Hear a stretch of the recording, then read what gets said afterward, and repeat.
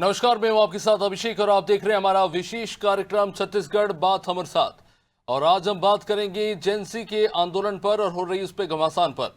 छत्तीसगढ़ में NEET paper leak के बाद शुरू हुआ जेएनसी युवाओं का विरोध अब एक नए सियासी मोड़ पर जा पहुंचा है। इस बार प्रदर्शनकारी स्वास्थ्य मंत्री श्याम बिहारी जायसवाल के बंगले का घेराव करने की तैयारी में है। अब इस तैयारी में बीजेपी और कांग्रेस के बीच जुबानी जंग भी तेज हो चली है। बीजेपी कह रही है कि किसी घटना के होने से पहले ही घेराव की तैयारी करना महज विरोध नहीं बल्कि किसी बड़ी षड्यंत्र की ओर इशारा करता है। स्वास्थ्य मंत्री श्याम बिहारी जायसवाल ने जेन जी और जेन अल्फा युवाओं को ऐसी राजनीति से सावधान रहने की नसीहत दी और कहा कि युवा देश की ताकत है, लेकिन कुछ लोग उन्हें गलत दिशा ले जाने की कोशिश कर रहे हैं।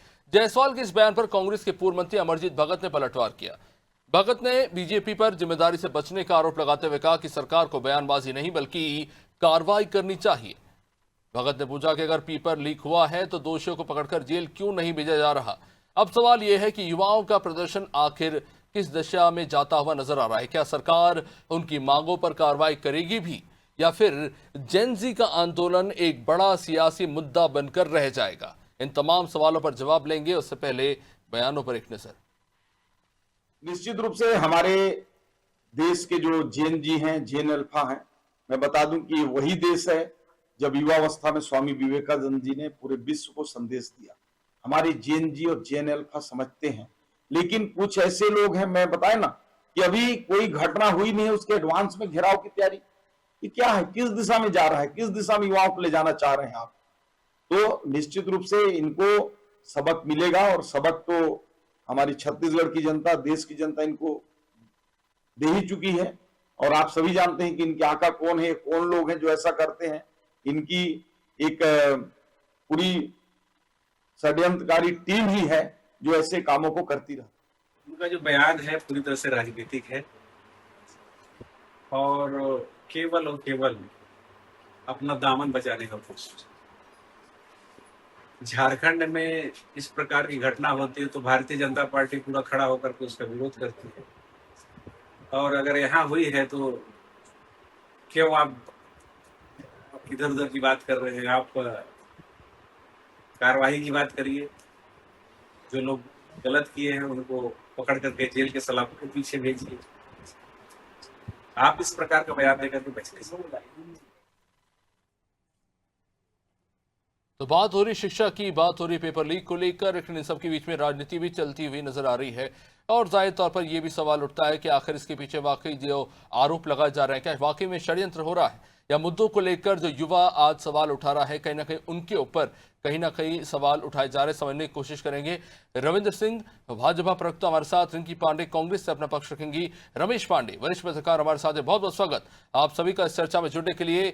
रविंद्र सिंह जी, जाहिर तौर पर हम ये देख चुके हैं कि कल तक जिन युवाओं की आवाज को ये कहा जा रहा था कि गैर औचित्य है और कहीं ना कहीं इनके पीछे कुछ ऐसी शक्तियां शामिल हैं जो कहीं ना कहीं व्यवस्था को असंतुलित करने की कोशिश कर रही हैं, या फिर एक तरह से कह सकते हैं कि असंतुलन का एक ऐसे हालात अव्यवस्था की बनाने की कोशिश कर रही हैं। लेकिन उसके बाद आपकी ही जो शीर्णोद्धार हैं उन्होंने खुद माना कि हाँ, जो जेन जी है उनकी मांग जायज़ है। अगर ये मांग उठ रही है राज्यवार भी, तो आखिर उसमें क्या गलत है?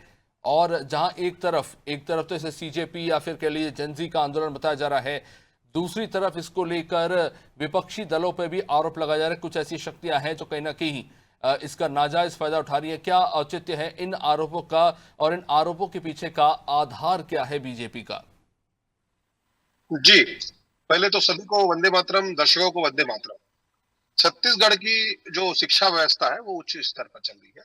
आज 10,000 शालाओं का युक्तिकरण राज्य सरकार ने किया, 15,000 से अधिक शिक्षकों की भर्ती, और जहां पर शिक्षक नहीं थे जिन विद्यालयों में, वहां भी समायोजन राज्य सरकार ने किया है।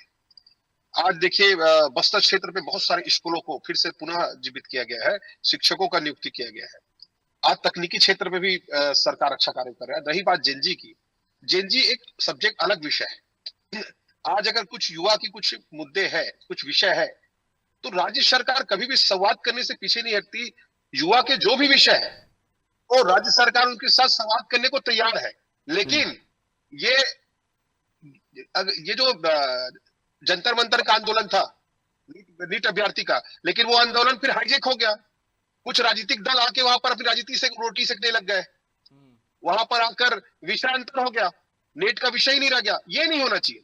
अगर कोई छात्र को कहीं समस्या है, कोई विषय है, तो सरकार उसका बातचीत के लिए स्वागत करती है, उसमें कोई दिक्कत नहीं है, क्योंकि राष्ट्र युवा जो है देश के भविष्य है, और छत्तीसगढ़ सरकार युवाओं के साथ है और युवाओं के हितों की रक्षा करेगा। और जब भी युवाओं को कोई बातचीत का संवाद की जगह चाहिए तो रविंद्र जी एबीवीपी क्यों बनाया बीजेपी ने, या फिर कांग्रेस ने एनएसयूआई क्यों बनाया? अगर छात्रों के मुद्दों को उठाना ही नहीं है और छात्रों के मुद्दों को उन्हें खुद ही उठाना है, तो वो उठा तो रही थे, खैर, तो फिर क्यों बनाया आपने छात्र संघ? छात्रों के मुद्दों के लिए आपने उठाया था जाहिर तौर पर, मेरे ख्याल से। मैं आपको बताना चाहता हूं कि भारतीय जनता पार्टी की सरकार ने, जब सीजीपीएससी कांग्रेस ने जब अपने रिश्तेदारों को कलेक्टर, डिप्टी कलेक्टर बना दिया था, एग्जाम की जरूरत ही नहीं थी, तब भारतीय जनता पार्टी की सरकार ने युवाओं के साथ मिलकर, छात्रों के साथ मिलकर पूरे प्रदेश में रैलियां की थी, प्रेस कॉन्फ्रेंस किया था और सीजीपीएससी घोटाले को तोड़ा था।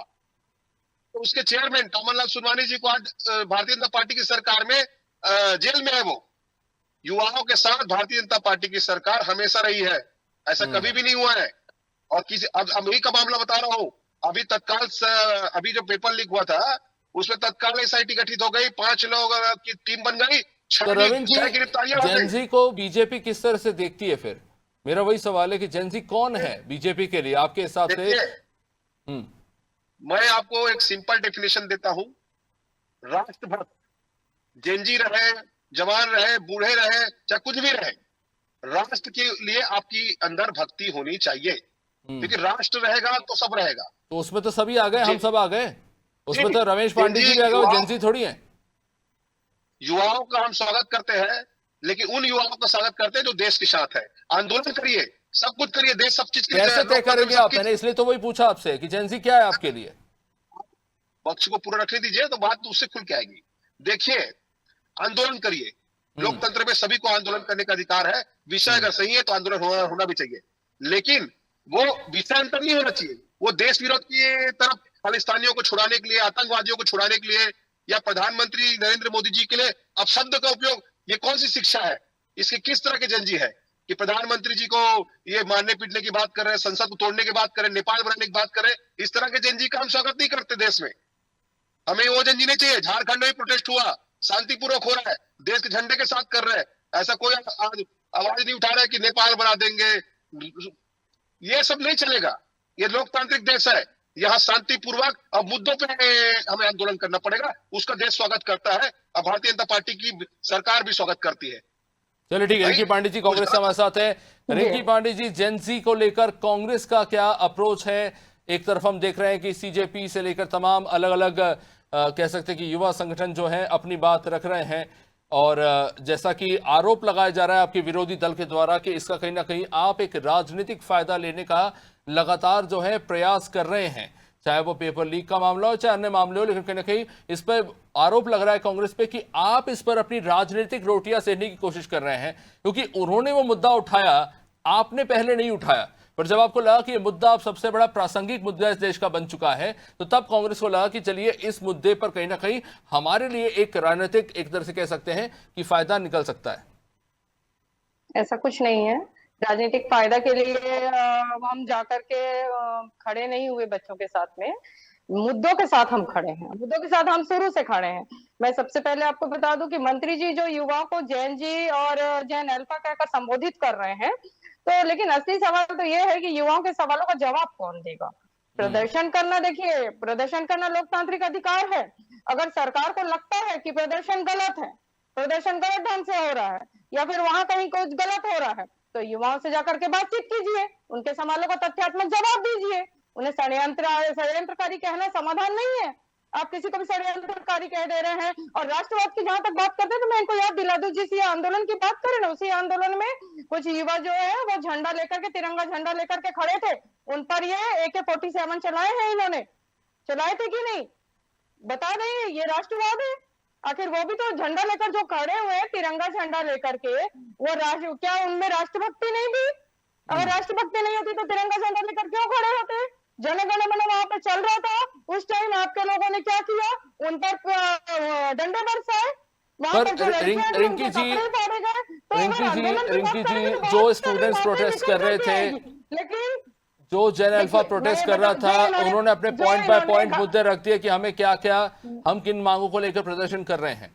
अगर आज मैं आपसे बिल्कुल पूछूं कि कांग्रेस किन मुद्दों को लेकर अगर जेनजी के साथ या जैन अल्फा जो भी ये टर्मिनोलॉजी दी जा रही है उनके साथ खड़े हैं, तो कौन से मुद्दे हैं? और खासतौर से देखिए छत्तीसगढ़ के परिप्रेक्ष्य में अगर हम बात कर रहे हैं तो कौन से मुद्दे जिनको लेकर आप बात करना चाहते हैं? सिर्फ आवाज लगाने से या धरना प्रदर्शन करने से तो नहीं होगा। जाहिर तौर पर सामने वाला नहीं, आपसे पूछेगा जरूर कि आप किन मुद्दों को लेकर वहां पे इन्होंने खड़े हैं। देखिए, सबसे पहले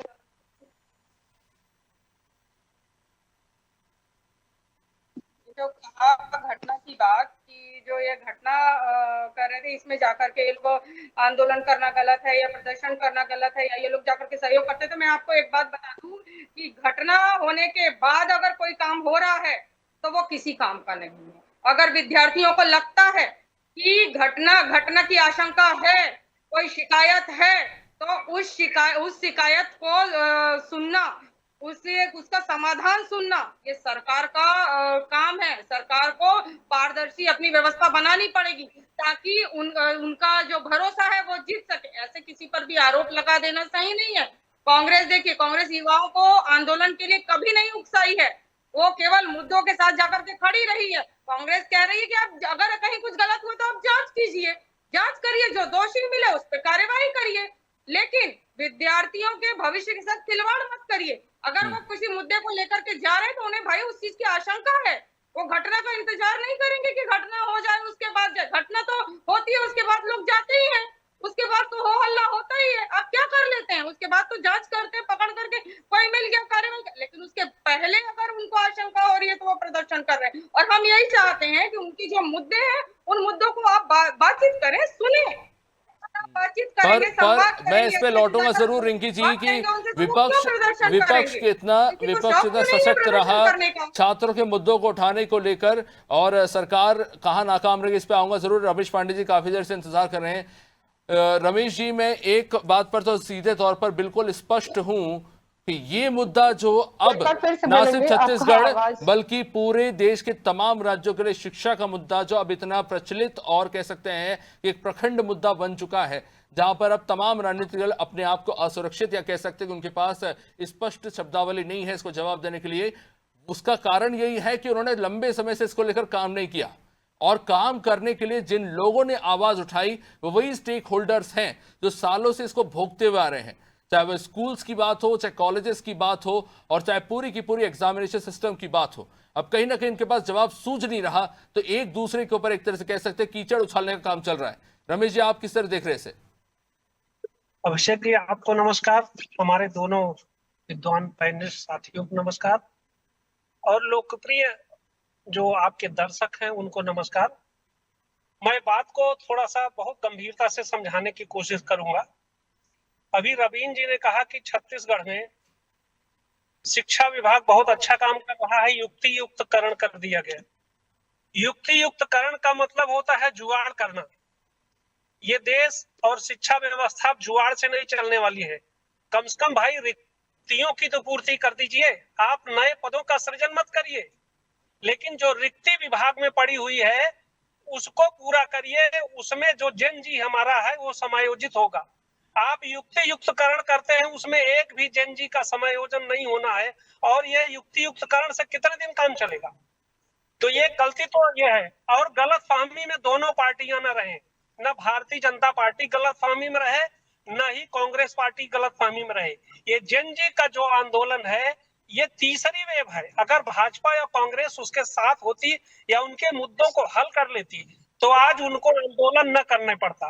आप देखिए, जंतर मंतर की जो बात हो रही है, झारखंड की बात हो रही है, तो दोनों मुद्दों में आपने देखा कि एक आंदोलन को एक पार्टी ने समर्थन किया, दूसरे आंदोलन को दूसरी पार्टी ने समर्थन किया, लेकिन जो जेन जी है वो हमारा किसी पार्टी को समर्थन नहीं किया। दिल्ली में जब जेन जी का आंदोलन खत्म हुआ तो उन्होंने किसी दल के साथ कोई प्रेस कॉन्फ्रेंस नहीं की।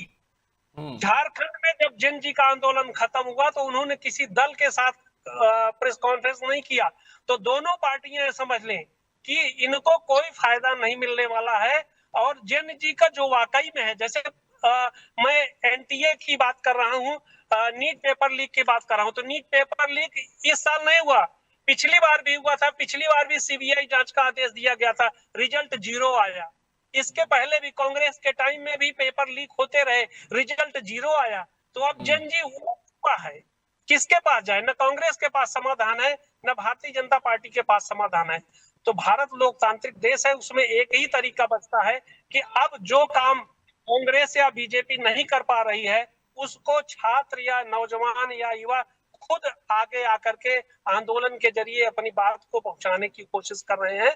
ये दोनों दलों को बहुत गंभीरता से सोचना होगा, नहीं तो आने वाले दिन दोनों दलों के लिए घातक है। जी। और एक और महत्वपूर्ण चीज जो है अब सुनने में आ रही है कि 5 सितंबर से प्राथमिक शिक्षा को लेकर एक नया आंदोलन शुरू होने जा रहा है। इस तरह की बात निकलकर सामने आ रही है, एक बड़ी चुनौती करने का। मैं आऊंगा आपके पास, मैं आपके पास आके इस पे जवाब जरूर दूंगा रविंद्र जी, लेकिन उससे पहले मैं इस पे बात करना चाहूंगा रमेश जी कि प्राथमिक शिक्षा बहुत जरूरी है। बुनियादी गणित, अंक गणित, आपको बेसिक भाषा की समझ होनी चाहिए। ग्रामीण क्षेत्रों में बहुत खराब हालात है। बस्तर में बहुत अच्छी बात है कि वहां से नक्सली जो व्यवस्था है वो खत्म होने के बाद वहां पे अब स्कूल खोले जा रहे हैं, लेकिन ये चुनौती हमेशा से बनी रही है। और प्राथमिक शिक्षा को लेकर पहली बार इतनी बड़े स्तर पे पहल हो रही है, उस पर क्या जवाब है इनके पास?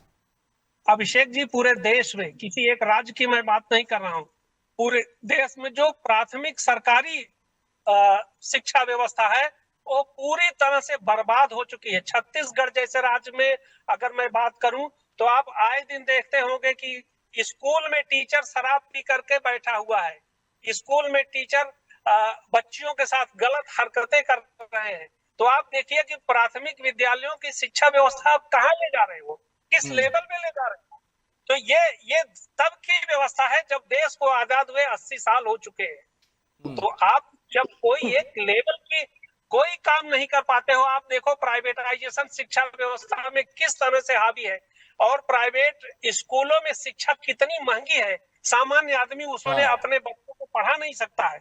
किताबें आप समय से दे नहीं पा रहे हो, आप ड्रेस समय से दे नहीं पा रहे हो, तो आप क्या करना चाहते हो भाई?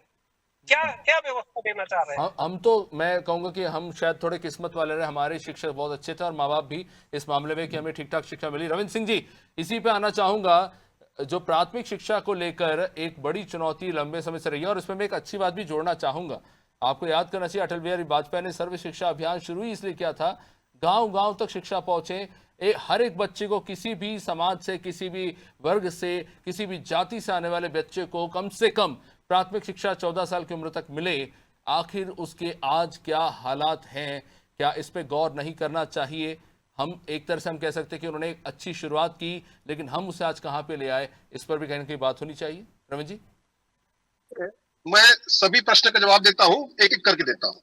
पहले मेरे साथी प्रवक्ता ने बोला कि नीट के जो जंतर मंतर में आंदोलन कर रहे थे वो राजनीतिक पार्टी से इन्फ्लुएंस नहीं थे, तो ये राहुल गांधी के साथ क्यों घूम रहे हैं? कपिल सिब्बल क्या कर रहे हैं अभिजीत दीपे के साथ? उसका केस क्यों लड़ रहे हैं? 1 करोड़ रुपए के एक हेडिंग का 1 करोड़ कपिल सिब्बल लेते हैं, अभिजीत दीपे के पास है क्या पैसा? राहुल गांधी क्या कर रहे हैं? अखिलेश यादव क्या कर रहे हैं? डिम्पल यादव क्या कर रही है? उसके बाद मुद्दों के साथ खड़े रहना गलत तो नहीं है, मुद्दों के साथ खड़े रहना गलत नहीं है। अगर आप मुद्दों के साथ खड़े नहीं रहेंगे, अगर आप रविंद्र सिंह जी, बच्चों के, अगर आप बच्चों के जैसे कांग्रेस बीजेपी मुद्दों को नहीं सुनेंगे तो विपक्ष पार्टी तो खड़ी रहेगी, विपक्ष का काम है। एक मिनट रिंकी जी, आपको मौका दूंगा, समय थोड़ा सीमित है। रविंद्र सिंह जी, आप क्यों नहीं खड़े अभिजीत दीपके के साथ? अभिजीत दीपके ऐसा क्या गलत कर रहे हैं? क्या गलत कर रहे हैं वो? हमारा समाज साधारण मध्यम वर्गीय मराठी परिवार से आते हैं और प्राथमिक शिक्षा को लेकर आवाज उठा रहे, क्या गलत कर रहे हैं? आप क्यों नहीं खड़े उनके साथ? अरे भैया जवाब सुनिए, जवाब सुनेंगे नहीं तो कैसे चलेगा? देखिए, पेपर लीक पे कानून किसी सरकार ने बनाया? भारतीय जनता पार्टी की सरकार ने। कांग्रेस ने क्यों समर्थन नहीं किया बताइए? दूसरा, आपको मैं मौका दूंगा रिंकी जी, एक मिनट, समय सीमित है, एक साथ मत बोलिए, उनको बोले दिए, आपको मौका दूंगा। आप बोलिए रविंद्र जी। मुझे जवाब सुन लीजिए, धैर्य रखिए, धैर्य रखिए। इंजीनियरिंग कॉलेज 29, पॉलिटेक्निक संस्थान 53, फार्मेसी संस्थान 101, तकनीकी संस्थान में 60,000 विद्यार्थी अध्ययनरत है, 11,528 सीटें इंजीनियरिंग कॉलेज संचालित है, 16 मेडिकल कॉलेज, 2600 सीटें। तो रविंद्र जी, आपके हिसाब से इस वक्त जो शिक्षा व्यवस्था है इस वक्त भारत की, चाहे पेपर कराने को लेकर हो, चाहे नर्सिंग को लेकर हो, इंजीनियरिंग को लेकर हो, सब बहुत बेहतरीन है, यूपीएससी से लेकर हर जगह। भाई साहब, हमारे यहाँ छत्तीसगढ़ में जिस तरह से शिक्षा व्यवस्था उच्च स्तर पर जा मैं तो रही है, सबकी बात कर रहा हूँ आज मेडिकल सर, छत्तीसगढ़ से लेकर मैं यूपीएससी के लेकर सबके बात कर रहा हूँ। 12 साल आपकी सरकार मैं का, भी सब छत्तीसगढ़ में कह आपकी 15 साल सरकार थी, पहले भूपेश की तकनीकी सरकार रही, अब अभिषेक जी- आपकी सरकार है। क्या सब कुछ बहुत बेहतरीन चल रहा है? अभिषेक जी, देखिए मैंने तकनीकी शिक्षा के रूप में इंजीनियरिंग कॉलेज बताया 29, कितना था, पॉलिटेक्निक कॉलेज 53, फार्मेसी संस्थान 101, तकनीकी संस्थान में बस 60,000 छात्र विद्यार्थीरत है, 11,528 सीटें इंजीनियरिंग में बढ़ गई है, कुल 16 मेडिकल कॉलेज में 2600 सीटें हैं। शिक्षा व्यवस्था पर छत्तीसगढ़ उच्च पदस्थल पर चला गया है। जगदलपुर की 536 स्कूलों को फिर से चालू किया गया जो नक्सल कारण बंद था। हम बोलते हैं अभिषेक दीप राजनीतिक पार्टी से नहीं है, आम आदमी पार्टी का कार्यकर्ता था, नेता था, नहीं तो ये तो रविंद्र जी बहुत अच्छी बात है कि आप इसको आगे बढ़ा रहे हैं। आने वाले समय में उम्मीद करते हैं कि इसके अच्छे नतीजे हमें छत्तीसगढ़ में देखने को मिले। हमारे नेता ने इसको स्वीकार किया, अपना रिजिग्नेशन दिया। झारखंड में क्यों नहीं दिया, पंजाब में क्यों नहीं दिया, कर्नाटक में क्यों नहीं दिया? सिंपल बिल आ रहा है कर्नाटक में आप लोग। रिंकी जी, क्या चीज छुपा रहे हैं? लगातार बस यही सवाल उठता है कि अच्छा बोलिए कर्नाटक में क्यों नहीं गए, झारखंड में क्यों नहीं गए? देश विरोधी जो बात करेंगे समर्थन करेंगे हम लोग। इनका काम केवल फाइलों पर रहता है, ये केवल फाइलों पर अपने जो चीजें हैं वो अपने में दिखाते हैं। लेकिन पर रिंकी जी, ये बात तो हम मानेंगे ना कि झारखंड में भी जो स्थिति थी, आपको स्वीकार करना पड़ेगा कि वहां पे जिस तरह से आंदोलन हुआ, वहां पर भी ये स्थिति स्पष्ट निकल के सामने आ गई। और ये 1 साल की बात है। रविंद्र जी आपने बात रख दी, मैं उसी पे आ रहा हूँ। रिंकी जी देखिए, झारखंड में भी जो हुआ है वो ठीक नहीं हुआ है। ठीक है, उनको जवाब देंगे। रिंकी जी बोलिए। झारखंड में अगर कुछ होता है तो बीजेपी सरकार वहाँ विरोध प्रदर्शन करती है, लेकिन यहाँ अगर कुछ होता है उस पर यह सवाल उठाती है। मैं सिर्फ यही कहना चाहूंगी कि ये जो सवाल उठा रहे हैं आंदोलनकर्ता पे, जो आंदोलनकर्ता कह रहे हैं छात्रों को, तो मैं ये कहना चाहूंगी कि जो मुद्दे पर जो विपक्ष पार्टियां जाकर के खड़ी हुई, तो ये क्या नहीं, एक मिनट रिंकी जी, मैं स्पष्ट जवाब चाहूंगा। जिस तरह से एग्जामिनेशन जो हुए थे वो वापस ले गए, ये बताता है कि आपकी सरकार की नाकामी थी झारखंड में। क्या इस बात को आप स्वीकार करते हैं? मैं सीधा सवाल आपसे पूछ रहा हूँ। जी नहीं, देखिए जहां तक बात मैं बता दूं शिक्षा व्यवस्था की है कि ये इन लोगों का, अगर शिक्षा व्यवस्था इतनी बढ़िया होती तो आज छात्र संघ सड़क पर नहीं राज्य होता। की शिक्षा व्यवस्था तो आपके हाथ में है ना। अगर देखिए राज्य व्यवस्था की बात हो, चाहे वो भारत की बात हो, आज छात्र अगर परेशान है तो केवल बीजेपी सरकार के सिस्टम से परेशान है, केवल बीजेपी सरकार के सिस्टम से परेशान है। अगर क्योंकि बीजेपी जो है केवल अपनी ही बात सुनती है और अपनी ही बात चलिए ठीक है। है। जाहिर तौर पर एक दूसरे पे आरोप प्रत्यारोप चल रहे, लेकिन जाहिर तौर पर यह मुद्दा बहुत महत्वपूर्ण है। बहुत बहुत शुक्रिया आप सभी मेहमानों का चर्चा में जुड़ने के लिए। तो जेनजी का एक तरह से इसे अभियान, इसे एक नाम दिया जा रहा है, लेकिन जाहिर तौर पर यह मुद्दा सिर्फ एक कह सकते कि जनरेशन से जुड़ा हुआ नहीं है, यह हम सबसे जुड़ा हुआ है। जिनके माँ बाप जो दिन रात काम करते हैं ताकि उनके बच्चे जो है कुछ तरक्की करे, उनको रोजगार मिले, और आने वाली जनरेशन जिसके ऊपर इस देश का भविष्य निर्भर करता है, और अलग अलग टेक्निकल फील्ड में काम करने वाले लोग, चाहे वो डॉक्टर्स हो या इंजीनियर्स हो, उस पर इस देश की धरोहर निर्भर करती है। अगर एक खराब इंजीनियर बनेगा तो खराब सड़क ही बनेगी, पुलिया भी खराब ही बनेगी, खराब डॉक्टर होगा तो इलाज भी अच्छा नहीं हो सकता। तो ये मुद्दा अगर आप ये सोच रहे हैं कि एक जनरेशन पर निर्भर करता है, तो ऐसा है नहीं। लेकिन सवाल यह है कि आखिर इसको लेकर हमेशा हम एक दूसरे का दोषारोपण करते रहते हैं। इसका समाधान खोजने की बजाय इसके पीछे के लूपहोल्स को लेकर एक दूसरे के ऊपर तुष्टीकरण करते रहते हैं। क्या इसको लेकर कोई सॉल्यूशन आने वाले समय देखने को मिलेगा, या इस पर इसी तरह से बहस जारी रहेगी? एक आंदोलन का स्वरूप हम देख चुके हैं 2 राज्यों में, क्या एक और बड़े आंदोलन का इंतजार ये देश कर रहा है? इस सवाल के साथ इस कार्यक्रम को यहीं पे देंगे विराम। आप सोचिए और देखते रहिए अनादि टीवी। नमस्कार।